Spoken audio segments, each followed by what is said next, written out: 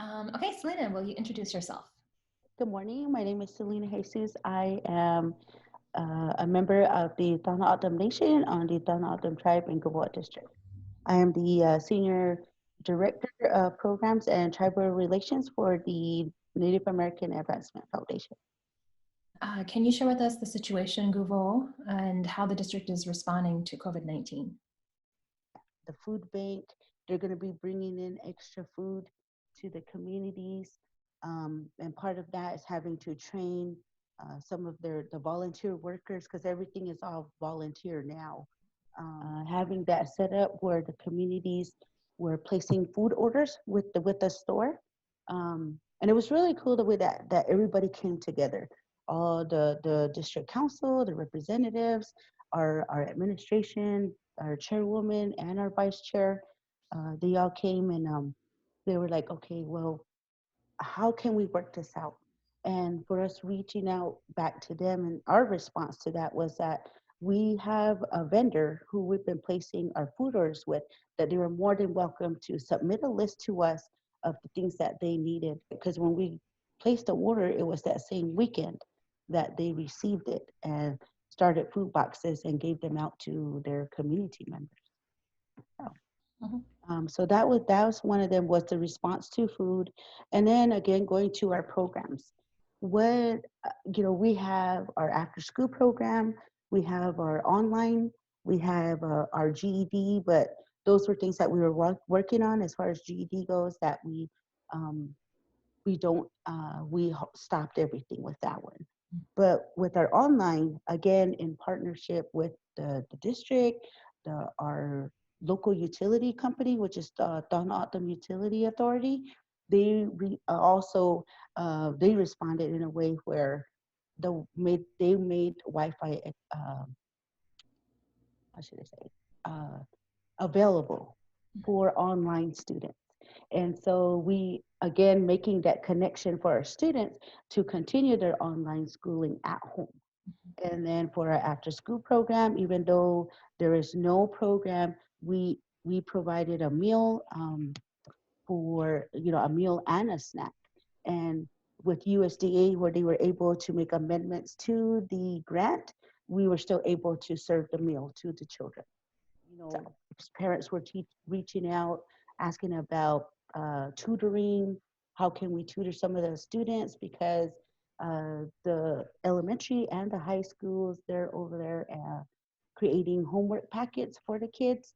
And so since with the social distancing that we're all practicing, those were some of the things that we had offered. Was you could call us, we could do a Zoom, how we're doing now, and we could work with the students that way through technology. So, but yeah, and then we kind of we created some craft packs that what we were talking about. We call them the NAAF Happy Meals. um, those are little arts and craft packets that we put together for the kids, for them to have activities done with their parents at home. It was just, we put in like coloring pages, markers, crayons, things that they would need. Also, like just some interactive stuff that they could do, like dot to dot, like the little ones. Uh, those for that age category. So those are some of the things that we've done here. Thank you for that. Can you share some of the challenges that you all encountered?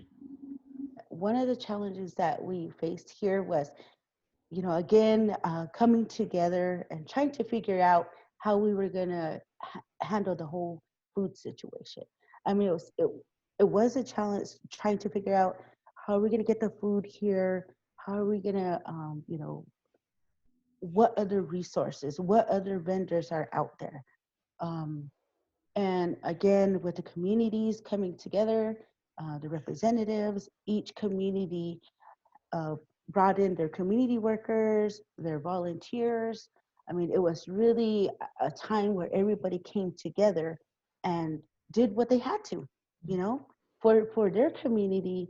And so it just, eventually, as the weeks had gone by, it just became routine.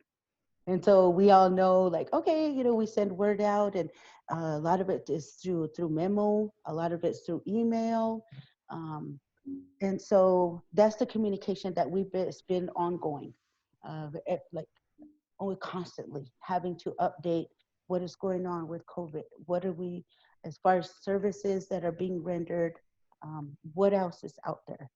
So we've been doing a lot on our part, but also updating our district council and our administration as far as what we can do. So So regarding NAAF's response to COVID-19, can you speak to what enabled your services to scale and meet the community's needs so rapidly? being that we have a presence here within our district, working with the people, um, being proactive and moving forward with things that maybe what it makes easier for us is that because we're a nonprofit organization, there's less red tape for us to deal with. um, we do know that the district and the nation has a process that they have to go through as far as funds being available. Um, and so, again, reaching out to the communities and saying, this is what we can do. This is what we can offer. And so they were like, yeah, and having that relationship with our district is very crucial. Not just at this time, but even prior to that. We need all of us to be working together at a time like this.